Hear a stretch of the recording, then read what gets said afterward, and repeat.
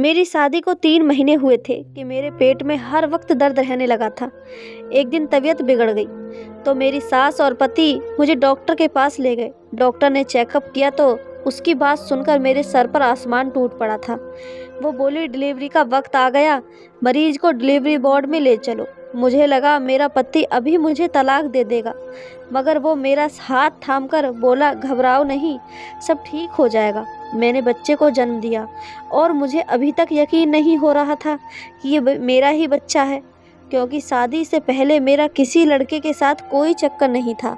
मैं उस बच्चे से हरगिज प्यार नहीं करती थी और असल में मुझे हैरानी तब होती थी जब मेरी सास मेरे सामने हाथ जोड़कर माफ़ी मांगती और रोती जाती थी। एक दिन उसका राज मालूम करने के लिए मैंने सास के मोबाइल से अपने पति को मैसेज कर दिया। पति का जवाब पढ़कर मैं हैरान हो गई, क्योंकि मैं आईने में के सामने खड़ी अपने मुरझाए हुए वजूद को देख रही थी।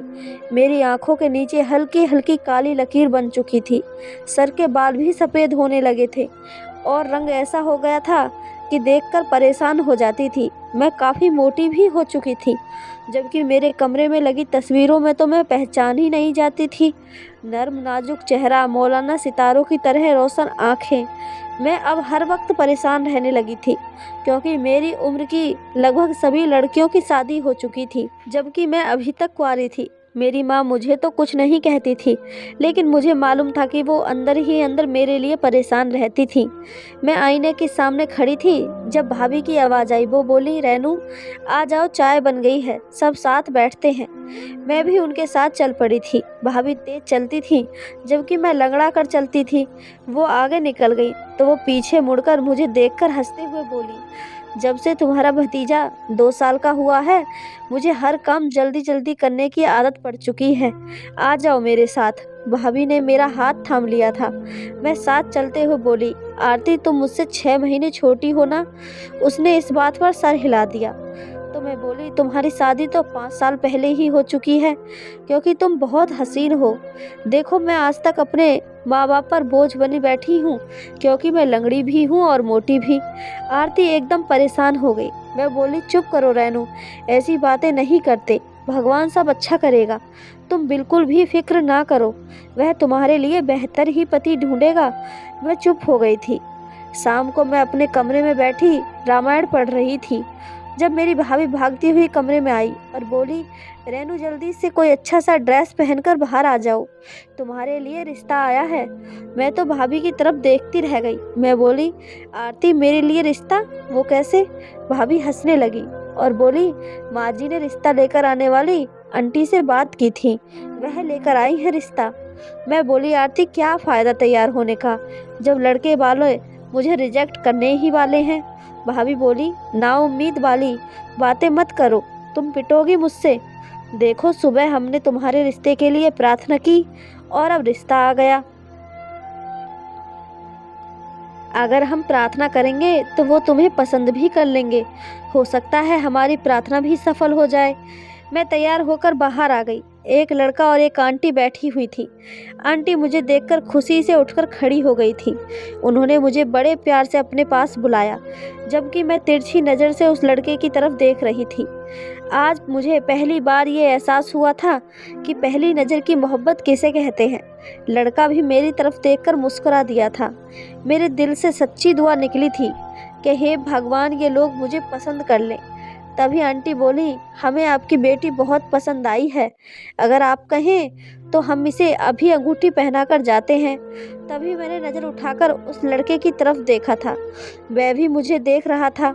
माँ बोली, अगर ये बात मेरे हाथ में होती तो यकीनन आपको अंगूठी पहनाने की इजाज़त दे देती, मगर आप तो जानती है ना कि शादी ब्याह के मामले मर्दों के हाथ में होते हैं।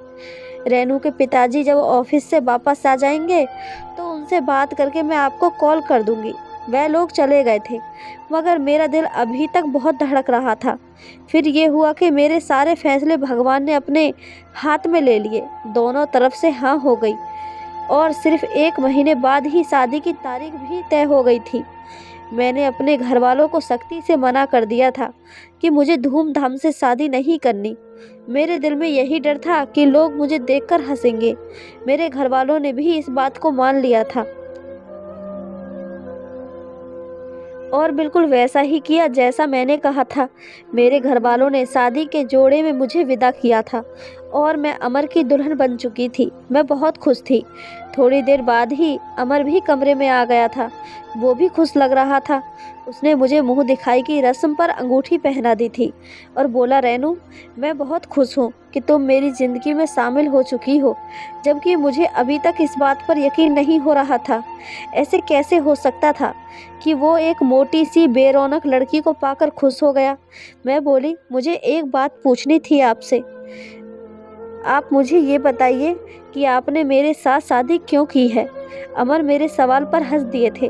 वो बोले, जाहिर सी बात है, तुम मुझे अच्छी लगी थी इसलिए मैंने हाँ कर दी थी। मैं सवाल ही सवाल निकाल रही थी ताकि अमर का जवाब सुनकर मेरे मुरझाए हुए दिल को सुकून मिल जाए। मैं बोली, मुझ में आपको क्या पसंद आया था। वो बोले, तुम्हारी सादगी। तुम जैसी हो वैसी ही हमारे सामने आ गई थी। तुमने खुद को मेकअप के पर्दे में नहीं छुपाया था। मैं मुस्कुरा दी थी। मेरी शादी के बाद ही खूबसूरत लम्हे शुरू हो गए। मेरा पति मुझ पर जान निछावर करता था, जबकि मेरी सास तो मेरे माँ बाप की तरह ख्याल रखती थी। मैं बहुत मोटी हो चुकी थी। अब उनके साथ में बिल्कुल भी जचती नहीं थी। इसलिए मैंने सोचा कि डाइटिंग शुरू कर दूं, मगर मेरी सास ने साफ मना कर दिया और बोली, अगर तुम स्मार्ट हो गई ना तो अमर को बिल्कुल भी अच्छी नहीं लगोगी। यह बात सुनकर मैं हैरान हो गई। खैर, हर शाम मेरी सास अमर के आने से पहले मुझे कुछ ना कुछ मीठा ज़रूर खिलाती थी, जो कि मैं उनकी मोहब्बत समझकर खा लिया करती थी। आज मेरी सास ने मुझे कलाकंद खिलाया था, जिसे खाते ही मेरे पेट में जोरों से दर्द शुरू हो चुका था। अब तो हर रोज़ ऐसा ही होता था। मेरी सास जब भी मुझे कुछ मीठा खिलाती तो मेरे पेट में दर्द शुरू हो जाता था। जब तक अमर घर आते तब तक मैं दर्द से परेशान हो जाती थी और फिर वह सारी रात मेरे लिए जागता रहता था। हम दोनों को एक दूसरे के साथ बैठकर बहुत सारी बातें करने का मौका ही नहीं मिला था। मैं इस वजह से बहुत परेशान थी। मैंने सोचा, क्यों ना मैं अपनी सास का दिया हुआ मीठा खाऊं ही नहीं, क्योंकि मुझे अपनी सास पर शक होने लगा था कि शायद वो मेरे और अमर के प्यार से जलने लगी है और हमें एक दूसरे से दूर रखने की कोशिश कर रही थी। आज शाम जब मेरी सास मेरे लिए मिठाई बनाकर लाई तो मैं बोली, माँ जी, मैं अपने कमरे में जाकर खा लूँगी। वो कहने लगी कि नहीं, मेरे सामने खाओ। मैंने बहाने से कहा, मुझे उल्टी जैसा लग रहा है। वो बोली, जब मन ठीक हो जाएगा तब खा लेना। और मेरी सास मुस्कुरा दी थी। मैंने अपने कमरे में आकर उस मिठाई को खाने के बजाय छुपा दिया था।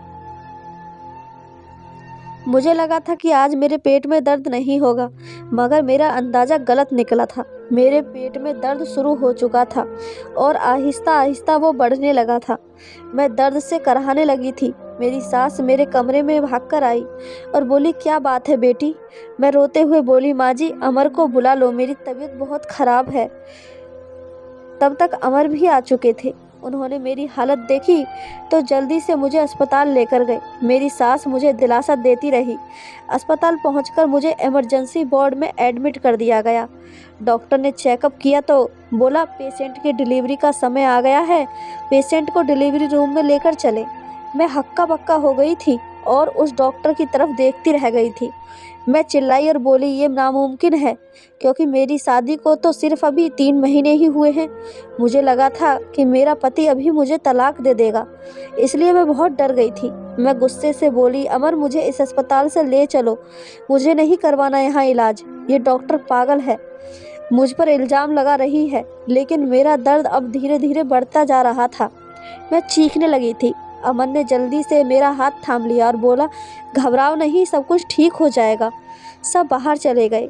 मेरी डिलीवरी का वक्त शुरू हो गया था। 2 घंटे की कोशिश के बाद मैंने एक बच्चे को जन्म दिया था, मगर मुझे अभी तक यकीन नहीं आ रहा था कि ये बच्चा मैंने ही जन्मा है।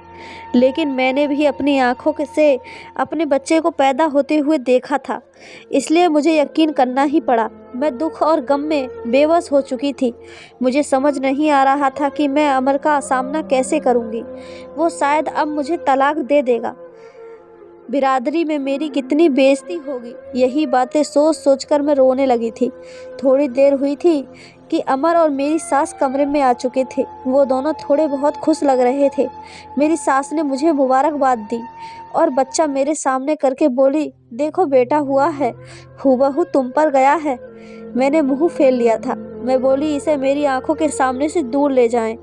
अमर बोला, क्या बात है रेनू, तुम्हें किस बात का शक हो रहा है? तुम इस छोटे से बच्चे के ऊपर जुल्म मत करो। हम घर आ गए तो मैंने अपनी सास और अमर को सख्ती से मना कर दिया था कि वह मेरे घर वालों को इस बच्चे की पैदाइश के बारे में कुछ भी ना बताएं। मैं नहीं चाहती थी कि मेरे पिताजी को पता चले कि उनकी बेटी ने शादी के 3 महीने बाद ही उन्हें नाना बना दिया था। अमर भी मेरा बहुत ख्याल रखता था। उसकी जगह कोई और होता तो अब तक मुझे तलाक दे चुका होता। मेरी सास इस बच्चे को संभालती थी। मुझे तो उसका मुंह देखने का भी दिल नहीं करता था। अमन ने उसका नाम अंश रखा था। मैंने एक बात का गौर किया था कि जब से हमारे घर में अंश पैदा हुआ था, मेरा पति हर वक्त अपनी माँ के साथ लड़ता रहता था, जबकि उसने कभी भी अपनी माँ के साथ ऊंची आवाज़ में बात भी नहीं की थी। जब भी अंश रोता तो मेरी सास उसे मेरे पास ले आती थी और कहती, बेटी इसे चुप करवा दे, बच्चा माँ की खुशबू को तरस रहा है। मैं मुंह फेर लेती थी और फिर कहती, नहीं मैं नहीं ले सकती, मेरी तबीयत खराब है। तब मेरी सास रोने लगती और मेरे सामने हाथ जोड़कर कहती, बहू मुझे माफ़ कर दो। जब मैं वजह पूछती तो वो मुझे कुछ भी न बताती। मैं सचमुच बहुत हैरान थी कि आखिर में ये सब क्या हो रहा है। एक दिन मैं अपने कमरे में लेटी हुई थी। जब अमर ऑफिस से लौटे तो मेरी सास के बोलने की आवाज़ आने लगी थी। वो बहुत ज़ोर ज़ोर से बोल रही थी। ऐसा मालूम होता था जैसे बहुत गुस्से में हो। वो बोल रही थी कि मेरी बूढ़ी हड्डियों में इतनी ताकत नहीं है कि मैं इस बच्चे को संभाल सकूं। इसकी माँ को कहो बच्चा संभालना है तो संभाले, नहीं तो हम इस बच्चे के लिए दूसरी माँ ले आएंगे। तभी अमर की गुस्से से भरी आवाज़ सुनाई दी थी। वह कह रहा था, माँ ये सब आपकी वजह से ही हुआ है। अगर आप वह सब ना करती जो आपने किया है तो यकीनन हालात इससे अलग होते। मेरी सास चुप हो गई थी। थोड़ी देर बाद अमर कमरे में आए तो मैं थोड़ी डर के बैठी। मुझे लगा कि वह मेरे साथ लड़ाई करेंगे, मगर वह मुस्कुराकर बोले, रेनू इस गुलाबी रंग के सूट में तो तुम बहुत खूबसूरत लग रही हो। मैं मुस्कुरा दी थी। मेरी ज़िंदगी अमर के दम से रोशन हो चुकी थी। मैं बच्चे को जन्म देने के बाद स्मार्ट हो चुकी थी।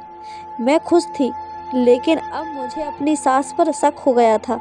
मुझे लगने लगा था कि मेरी सास मुझे जो हर शाम मीठा खिलाया करती थी, कहीं उसी वजह से मेरे घर बच्चे की पैदाइश तो नहीं हुई थी, क्योंकि जब से बच्चा पैदा हुआ था मेरी सास ने मुझे कुछ भी मीठा नहीं खिलाया था। हमने अंश के लिए आया का इंतज़ाम कर लिया। अब ज़्यादातर अंश को आया ही संभालती थी। एक शाम को मैं सोकर उठी तो आया बोली, मैम साहब आपकी सास पागल है क्या? मैं बोली, नहीं तो, लेकिन तुम ऐसा क्यों कह रही हो? तो वो बोली, आज जब आप सोई हुई थी तो आपकी सास आपके पास आकर बैठी थी और रोती चली जा रही थी और बार बार आपसे माफ़ी मांग रही थी। मैं उसकी बात सुनकर चुप हो गई थी। अब मुझे सास पर होने वाला शक और भी बढ़ता जा रहा था कि हो ना हो उसने कुछ ऐसा किया होगा जिसकी वजह से मैंने 3 महीने में बच्चे को जन्म दिया था। मैंने आया से कह दिया था कि तुम अब मेरी सास पर नज़र रखना। वो दिन भर जो कुछ भी करती हैं मुझे एक एक बात आकर बताना। वह मुस्कुराकर बोली, जी मैम साहब, मैं तो आपकी वफादार हूँ। खैर अब मेरे दिल को थोड़ा सुकून मिल गया था, क्योंकि मुझे लगता था कि काम वाली औरतें बहुत अच्छी जासूस होती हैं। अमर स्टडी रूम में थे। वो अपने ऑफिस के काम उसी रूम में बैठकर किया करते थे। मैंने उनके लिए चाय बनाई और वही लेकर गई। मैंने सोचा कि चलो 2 पल बैठकर अपने पति से बात कर ली जाए, लेकिन मैंने जैसे ही दरवाज़ा खोला अमर हड़बड़ा गए थे और उनके हाथ से छूटकर कुछ फ़ोटो ज़मीन पर बिखर गए थे। मैंने उस पर नज़र डाली तो फ़ोटो में अमर मुस्कुराता हुआ खड़ा था और साथ में कोई खूबसूरत लड़की खड़ी थी जिसने अमर के हाथ को मजबूती से थामा हुआ था। इससे पहले कि मैं उस लड़की की शक्ल देख पाती, अमर ने फ़ोटो उठा लिए थे। मुझे एक पल के लिए शक हुआ था कि शायद मेरा पति मुझे धोखा दे रहा है, और ये एक ऐसी बात थी जिसके बारे में मैंने कभी सोचा भी नहीं था। मुझ पर तो कयामत ही टूट पड़ी थी। अमर जल्दी से उठा और बोला, आओ रेनू, मेरे साथ बैठो। मगर मैं सर पकड़कर रह गई थी, क्योंकि मेरे सर दर्द से फटा जा रहा था। इस सब ने मुझे अंदर से हिलाकर रख दिया था। मैं उल्टे कदमों से वापस लौट आई थी और अपने कमरे में आकर लेट गई थी। मैं बेहद परेशान थी और रोते रोते कब सो गई थी मुझे मालूम नहीं पड़ा था। मैं नींद में भी बहुत बुरे सपने देखे। हर सपने में मैंने यही देखा कि अमर मुझसे दूर जा रहा था। मैं अमर की आवाज़ सुनकर ही उठी थी और हड़बड़ाकर बैठी हो गई। अमर बड़ा परेशान सा लग रहा था। वह बोला, क्या बात है रेनू, तुम नींद में बार बार रो क्यों रही थी? मैं वैसे ही परेशान थी, इसलिए कोई जवाब नहीं सूझ रहा था। मैं बोली, कुछ नहीं, बस बुरा सपना देख लिया था। अमर बोला, तुम मुंह हाथ धो लो, मैं तुम्हारे लिए खाना लेकर आता हूँ। और वह हमारे कमरे से बाहर चला गया तो मेरी नज़र पानी के जग पर पड़ी। उसमें पानी नहीं था, जबकि प्यास से मेरे गले में कांटे चुभ रहे थे। मैं भी जग उठाकर अमर के पीछे चल पड़ी थी, लेकिन मेरे कदम किचन से आती आवाज़ सुनने को रुके थे। माँ जी अमर के साथ कुछ बात कर रही थी, जिसके जवाब में अमर ने बोला, मुझे दुनिया वालों की कोई परवाह नहीं है। हाँ, मैंने दूसरी शादी की है माँ। मैं उससे दिलो जान से मोहब्बत करता हूँ। मैं उसके बगैर नहीं रह सकता। ये बातें तीर की तरह मेरे दिल में चुभ रही थी। क्या अमर ने दूसरी शादी की है? मेरी आंखों से आंसू बहते जा रहे थे। मैं फिर उल्टे पैर कमरे में वापस लौट आई थी। अमर जब वापस आया तो मुझे देखकर दंग रह गया। वह बोला, रेनू, जब मैं कमरे से गया था तब तुम संभल चुकी थी और फिर से तुम्हारा चेहरा मायूस लग रहा है। मुझे बताओ कि तुम किस बात की टेंशन ले रही हो? दिल तो कर रहा था कि मैं कह दूं कि अमर आपकी दूसरी शादी का दुख मुझे अंदर ही अंदर मार रहा है, मगर मैं चुप रही थी। मैंने अमर से नींद की गोली मांगी थी। मैं बोली, अमर, मैं जागती रही तो आज मेरा दिमाग फट जाएगा। अमर ने कुछ भी कहे बिना मुझे गोली थमा दी थी। फिर मैं ना जाने कितने घंटे सोती रही थी। सुबह जब मेरी आँख खुली तो अमर ऑफिस जा चुका था। मैं बाहर आ गई। अभी तक मेरा दिमाग फट रहा था। तभी मेरी नज़र मेरी सास के मोबाइल पर पड़ी थी।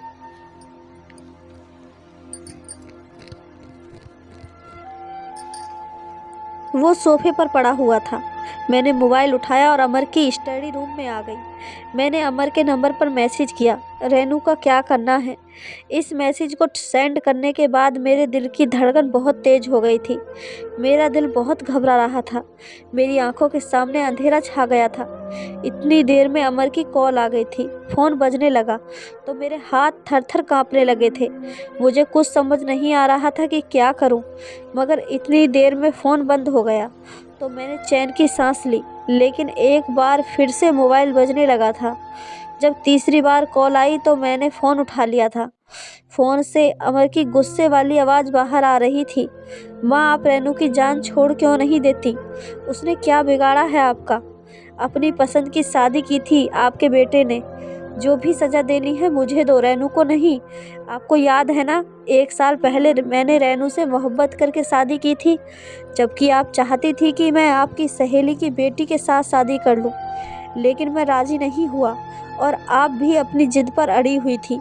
मजबूरन मुझे रेनू के साथ कोर्ट मैरिज करनी पड़ी थी। जब मैं दुल्हन बनाकर उसे घर ले आया तो आपने हर तरह से हमें अलग करने की कोशिश की। हम दोनों के बीच गलतफहमियां पैदा की और जब इन सब से भी आप हमें अलग न कर पाई तो आपने रेनू का एक्सीडेंट करवा दिया ताकि वो मर जाए। लेकिन माँ, मैं सोचता हूँ कि आपका दिल इतना पत्थर दिल कैसे बन गया था। किसी जिंदा इंसान की जान लेने के लिए तो बहुत ज़्यादा हौसला चाहिए होता है। रेनू उस हादसे में बुरी तरह से जख्मी हुई थी। यहाँ तक कि डॉक्टर्स भी हैरान थे कि पेशेंट बच कैसे गई, मगर वो कोमा में चली गई थी माँ। और जब आपको मालूम पड़ा था कि रेनू माँ बनने वाली है, तब पहली बार आपको अपनी गलती का एहसास हुआ था। तब आपने मुझे सारा सच बता दिया था। आपको याद है ना, मैंने भी कई महीने तक आपसे बात नहीं की थी। रेनू बच्चे की वजह से जल्दी ठीक हो गई थी। वह कोमा से तो बाहर आ गई, लेकिन उसकी याददाश्त चली गई थी। वह यही समझती थी कि मेरी अभी तक शादी नहीं हुई है, इसलिए उसके माँ बाप उसे अपने साथ ले गए। माँ, आप भी जानती हैं कि 6 महीने बाद जब रेनू की भाभी की कॉल आई थी कि आप रेनू को फिर से शादी करके ले जाएं, क्योंकि उसे लगता है कि मेरी शादी नहीं हुई है, इसलिए वो डिप्रेशन की शिकार हो रही है। उस दिन मैंने आपसे बात की थी और कहा था हम उसके लिए रिश्ता लेकर जाते हैं। जब रेनू शादी करके हमारे घर आई तो आप उसका बहुत ख्याल रखती थी। आपने उसकी दवाइयों की जिम्मेदारी भी उठाई थी और रोज़ उसे मिठाई में दवाई डालकर देती थी। अब आप फिर उसे लोगों की बातों में आ गई हैं कि मैंने दूसरी बार भी रेनू से शादी क्यों की, जबकि आप ये भी जानती हैं कि ये शादी सिर्फ रेनू को दिखाने के लिए की थी। वह तो अभी तक इसी सदमे में है कि शादी के 3 महीने बाद ही उसने बच्चे को जन्म कैसे दे दिया, इसलिए उसने खुद को अपने सगे बच्चे से दूर रखा हुआ है। अमर ज़ोर ज़ोर से चिल्ला रहा था, जबकि मुझे उसकी तमाम बातें सुनकर झटके महसूस होने लगे थे। मैं लड़खड़ा कर पीछे जाकर गिर गई थी। जब मुझे होश आया तो मैंने खुद को अस्पताल के बेड पर पाया था। मुझे सारी बातें याद आ चुकी थी, मुझे सब कुछ याद आ गया था। मैं अमर से बोली, मेरा अंश कहाँ है? अमर मुस्कुरा दिया था। मैंने पहली बार अपने बच्चे को चूमा था। मेरी सास ने मुझसे माफ़ी मांगी तो मैंने उन्हें साफ माफ़ कर दिया। हालांकि ये बिल्कुल भी आसान नहीं था। उनकी वजह से मैं अपनी ज़िंदगी के खूबसूरत लम्हों को खो चुकी थी। खैर, मैंने ये सोचकर उन्हें माफ़ कर दिया था कि क्या पता ऊपर वाला भी मुझे माफ़ कर दे। तो दोस्तों, ये थी हमारी आज की कहानी। अगर आपको कहानी अच्छी लगी हो तो वीडियो को एक लाइक, चैनल को सब्सक्राइब ज़रूर करें। धन्यवाद दोस्तों।